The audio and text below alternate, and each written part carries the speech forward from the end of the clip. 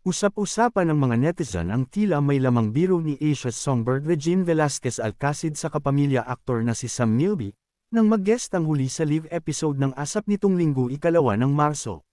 Kitang-kita kasi na tila nagchichikahan ang dalawa ng maya-maya, hatakin ng host na si Robby Domingo si Ate Reg papunta kay Ultimate Heartthrob Piolo Pascual na nakatambal na niya noon sa pelikula.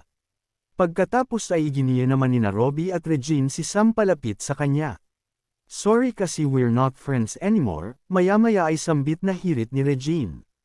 Halata naman sa mukha ni Sam ang pagkabigla sa sinabi ni Regine, pero idinaan na lamang ito sa pagngiti at pagtawa. Maya-maya ay bahagyang niyakap ng songbird si Sam at nagbitiw na ng spills.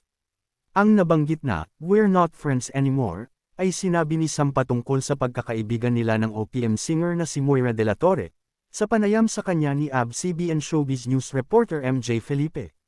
Hindi naman tinukoy ni Sam ang dahilan ng pagkawasak ng pagkakaibigan nila ni Moira, ngunit ito raw masyadong sensitive.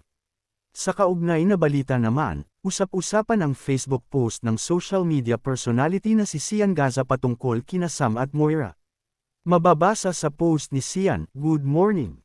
Just woke up. How true ang chismis na pinagkakalat daw ni Moira de la Torre na ilang beses silang nag-sex ni Sam Milby kaya nilayuan siya ng maraming artista. Is this true stone or fake news? Paki-fact check naman oh. Salamat." Isang netizen naman ang nang-ahas na nagtanong sa comment section ng post. "So si Sam Milby yung kantang Kumpas?" Tanong nito. Tugon naman ni Sian, "At bakit ako ang tinatanong mo? Ano namang pake ko sa mga yan? Hindi maganda yung nakikialam ka sa buhay ng may buhay. Mag-focus ka sa sarili mo, hindi yung pinuproblema mo buhay ng ibang tao." Samantala, sinabi naman ni Moira sa isang dinaluhang gig na hindi raw totoo ang mga kumakalat na fake news laban sa kanya. Wala pa siyang tugon, reaksyon, o pahayag sa mga nasabi patungkol sa pagkakaibigan nila ni Sam, at kung ano ang reaksyon niya sa umano'y pag-unfollow sa kanya nina Eric Santos, Yeng Constantino, at TJ Monterde.